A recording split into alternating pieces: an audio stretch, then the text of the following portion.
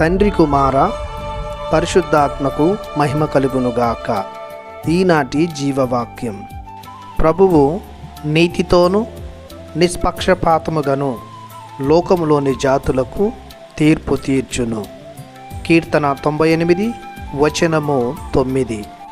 ప్రియ సహోదరి సహోదరులారా, దేవుని బిడ్డలారా, మన తండ్రియగు దేవుని నుండి ప్రభువు యేసుక్రీస్తు నుండి మీకు కృపయు శాంతియు లభించునుగాక. ఈ వచనం దేవుడు సర్వలోకానికి న్యాయాధిపతి అని తెలియజేస్తూ ఉంది. దేవుడు భూమి ఆకాశములను సృజించినవాడు. ఆయనకు సమస్త సృష్టిపై అధికారం కలదు. లోకంపై తీర్పు తీర్చే అధికారం కూడా దేవునికే కలదు. కావున ఆయన న్యాయముగా వర్తించును. ఆయనకు ఎలాంటి పక్షపాతం లేదు. లోకములోని ప్రజలు జీవించే జీవిత విధానాన్ని ఆధారంగా చేసుకొని మంచి చెడ్డలను, వ్యక్తిత్వాన్ని చూసి న్యాయ నిర్ణయం చేస్తాడు దేవదేవుడు. విశ్వాసాన్ని బట్టి, అలవర్చుకున్న పవిత్రతను బట్టి కూడా దేవుడు తీర్పు విధిస్తాడు.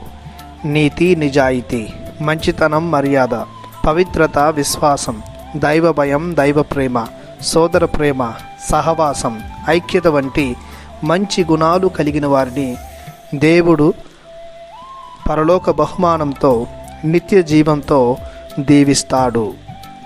అలా కాకుండా ఎవరైతే కుట్రలతో, కుతంత్రాలతో, దోషంతో, మోసంతో, హింసతో, నిందిస్తూ, అవమానిస్తూ, స్వార్థముతో, అసూయతో, అవిశ్వాసులుగా, దేవుని నమ్మని వారుగా ఉంటే వారిని దేవుడు ఖండిస్తాడు. సాతానునికి, లోకానికి, శరీరానికి లొంగే వారిని కూడా దేవుడు నరకం పాలు చేస్తాడు. దేవుడు నిష్పక్షపాతి కనుక అందరినీ సమదృష్టితో చూచువాడు కనుక మన కార్యాలకు తగ్గట్టుగానే మనకు తీర్పు విధిస్తాడు. అలా అని దేవుడు కఠినుడిగా వ్యవహరించడు.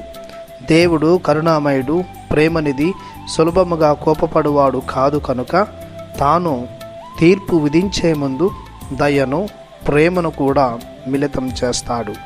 కావున ప్రియ దేవుని బిడ్డలారా, మన దైనందిన జీవితంలో దేవుని ద్వారా ఖండించబడకుండా దేవుడు సంతోషించి పరలోక భాగ్యాన్ని వసిగే గొప్ప జీవితాన్ని జీవించుదాం.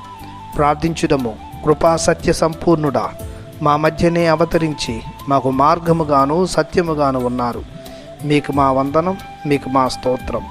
మీరు మా పాపములను గాను మమ్మ శిక్షించక క్షమించి దయతో వ్యవహరించమని, న్యాయ తీర్పురిగా మాపై మండిపడక మీ కరుణను మాపై కుమ్మరింప చేయమని మీ పరిశుద్ధ నామంలో ప్రార్థిస్తున్నాము పరమ తండ్రి.